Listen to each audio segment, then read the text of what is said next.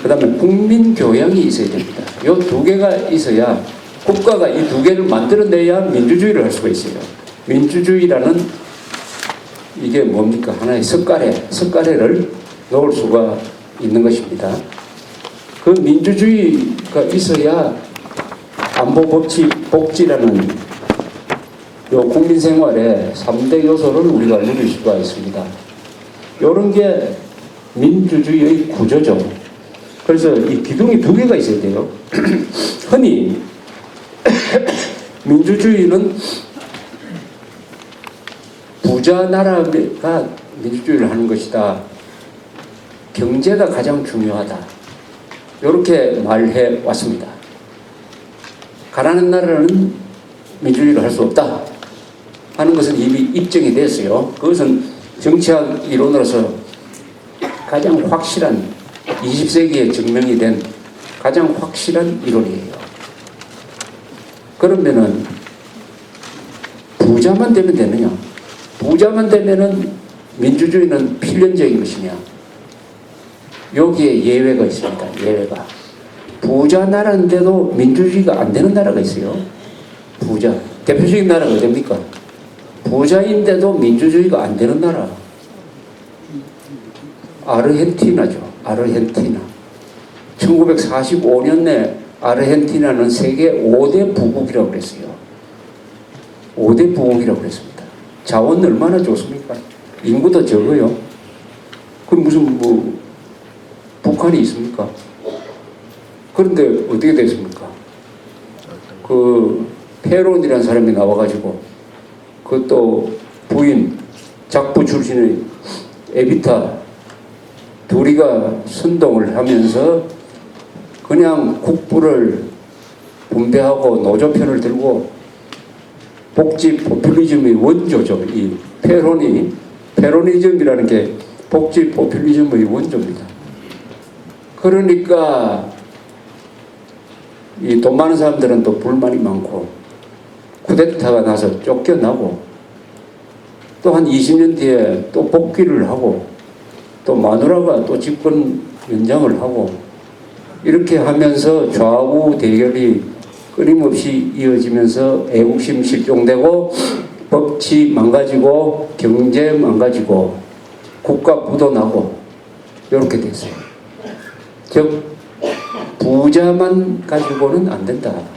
국민 교양이 있어야 된다.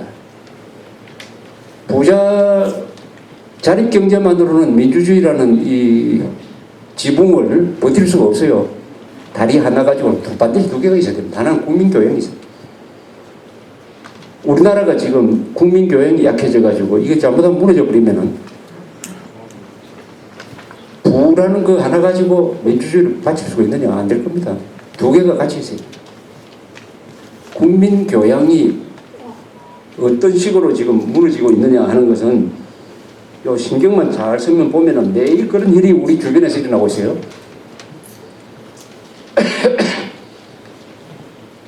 국민 교양이 무너지고 있는 사례가 하나 있습니다. 중앙일보. 중앙일보는 참 이상한 신문입니다. 이게 어떤 데는 종잡을 수가 없어요. 이게 왼쪽으로 찍는지 오른쪽으로 찍는지를 알 수가 없어요. 지난 일주일 동안에 여기 두 개의 칼럼이 실렸어요. 한 칼럼은 오늘날 상황을 이렇게 주장을 하고 있습니다. 또 둘 다 논설위원입니다. 논설위원은 그 회사의 사실을 반영하는 글을 씁니다. 외부 칼럼을 쓰는 사람은 중앙일보가 지향하는 바와 다른 글을 쓸 수가 있지만 논설위원은 사설을 쓰는 사람이에요. 이 사설을 쓰는 사람 두 사람이 완전히 반대 이야기를 하고 있습니다. 중앙일보 안에서. 예컨대 경제연구소장 심상복 논설위원이 이런 글을 썼어요. 지난 12일인 것 같은데 제목이 청년 백수가 무슨 벼슬인가 이런 제목으로 쓰면서 20대 30대가 좋은 일자리만 찾아다닌다. 좋은 일자리만 찾아다니는데 그러다가 보니까 대기업에 들어가려고 하고 그 대기업도 저 일하는 데가 지방이면은 안 간다. 중소기업 피한다. 이렇게 되다가 보니까 지난 1분기입니다. 1분기에 필요한 직원을 중소기업입니다. 뽑지 못한 경우가 11만 4,400명이랍니다. 그러니까 11만 4,400개의 일자리를 내어놓고 중소기업이 사람을 모집을 했는데 11만 4,400명을 채울 수가 없다. 이 자리는 그럼 누가 들어가느냐? 외국인 노동자죠. 지금 공식 통계는 60만인데 아마 한 100만 될 거예요. 이렇게 한다. 제가 아는 70대 되는 중기 운전사가 있습니다. 크레인 같은 거 이거 운전하는 사람. 나이가 70대 초반이에요. 이 사람은 은퇴를 했는데 요새도 수시로 아르바이트를 하더라고요. 근데 저 지방에 가서 한참 일하다가 돌아오고 하는데 왜 그랬느냐. 젊은 사람들이 중기 운전을 안 한다는 겁니다. 이 중기 운전은 꽤 기술이 필요해요. 그리고 봉급이 꽤 됩니다. 근데 젊은 사람들이 중기 운전까지도 3D 직종이다 해가지고 피하니까 70 넘은 사람이 지금도 아르바이트를 하고 있다. 요새 중소기업 전국 돌아다니면서 실태 점검한 사람을 내가 전에 만나. 이 사람 이런 이야기를 해요. 중소기업에 가면은 지금 사람을 못 구해서요. 근데 월급이 꽤 된다는 거예요. 대기업이 80%는 된답니다. 80%. 저임금 아닙니다. 요새 중소기업 저임금 아니에요. 그러니까 초임이 연봉으로 2천만 원 이상은 된다는 겁니다. 그런데 왜 안 하냐? 제일 큰 이유가 남자일 경우에는 중소기업에서 일하면은 결혼이 잘 안 된다는 게 제일 큰 걱정이에요. 결혼. 두 번째는 부모가 말린답니다. 부모가. 어떤 경우에는 열심히 일하고 있는데 부모가 와가지고 잡아가 버린대요.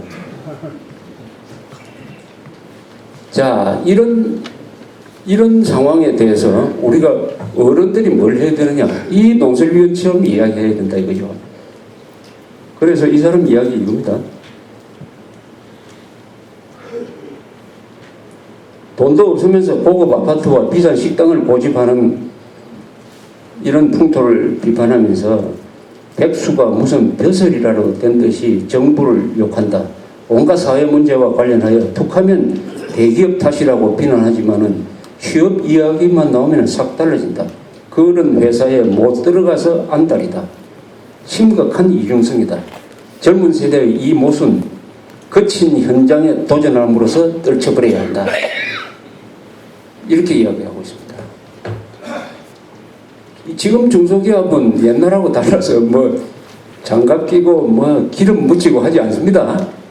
지금 중소기업은 거의 다 자동화가 돼가지고 깨끗해요. 깨끗하고 중소기업이 지금 만든 사람들이 공고 출신이 많아요. 우리나라 박정희 때 공고를 많이 만들어가지고 이 공고 출신들이 진출해가 회사 그 기술력 가지고 회사도 만들고 해가지고 아주 이 중소기업을 잘 이끌고 있기 때문에 중소기업에 들어가면은 야심만 있으면은 또 자기도 창업할 수 있다. 그러면 이 현장에 가가지고 자기 운명을 개척해야 될 텐데 그러지 않고 골방에 틀어박혀가지고 맨날 공무원 시험 준비하고 이렇게 하면 일자리가 없다고. 그런데 이 이명박 정부가 일자리를 만들어냈어요. 얼마나 만들어냈느냐? 10월 달에. 이번 10월 달에. 10월 달 일자리와 작년 10월 달 일자리를 비교하면은 50만 개가 늘었습니다. 우리나라. 굉장한 겁니다. 이거 50만 개 일자리를 1년에 만들어낸다고 생각해 보세요. 그래서 박재완 장관이라는 사람이 나와서 자랑을 했습니다. 그 용어가 뭐라 그러더라? 고용 대박이라고 그랬던 거 그랬어요. 그러니까 모든 신문에서 조선중앙동아일 발표 모든 신문에서 들고 일어나가지고 욕을 해대기 시작을 했어요. 그 이유는 뭐냐? 50만 개 일자리 넣은 거는 대단하고 그래서 실업률이 3%에서 내려가가지고 2.9%가 됐어요. 유럽에서 실업률이 가장 낮은 나라보다 더 낮습니다. 그러면 참 잘했다고 해야 되는 거 아닙니까? 아, 이명박 정부 참 수고했다. 그나마 우리는 다행이다. 이렇게 이야기를 해야 일하는 사람도 좀 힘이 날 텐데, 박재환이라는 사람은 완전히 도마 위에 올려놓고 사설 쓰고 해가지고 막 비판을 했습니다. 그 이유가 뭔지 아십니까? 이 일자리가 좋은 일자리가 아니라는 거예요. 50만 개 그거 안 된다. 50만 개가 좋은 일자리라 해야 된다. 아니, 좋은 일자리까지 어떻게 만들어냅니까? 일자리를 무슨 만들어내야지. 좋은 일자리라는 게 또 뭔지 압니까? 언론이 요구하는 좋은 일자리. 젊은 사람이 취업할 수 있는 일자리. 즉, 대기업 좋아하는 젊은 사람이 취업할 수 있는 일자리. 20대, 30대 일자리는 오히려 약간 줄었다. 50세 이상 일자리가 많다. 왜냐? 50세 이상이 일하려고 하니까. 20대, 30대는 중소기업에 안 가려고 하니까. 그래도 전체를 포함해서 50만 개 일자리가 많아졌으면 나라로서는 잘 된 거 아닙니까? 거기에 젊은 사람, 딱 이 한국 언론의 판단 기준이 젊은 사람이에요. 20대, 30대가 잘 돼야 좋은 것이다. 20대, 30대, 40대가 잘 되는 게 좋은 거고, 나이 많은 사람들한테 잘 되는 것은 좋은 게 아니다. 요런 걸 터집 잡아가지고 떡을 만들고 있는 이런 언론이 재앙을 불러들이겠느냐, 대한민국을 어떻게 만들겠느냐, 이렇게 생각이 듭니다. 그나마 이 심상봉 논설위원이라는 사람이 경제연구소장이니까 경제적 관점에서 이렇게 기사를 썼어요.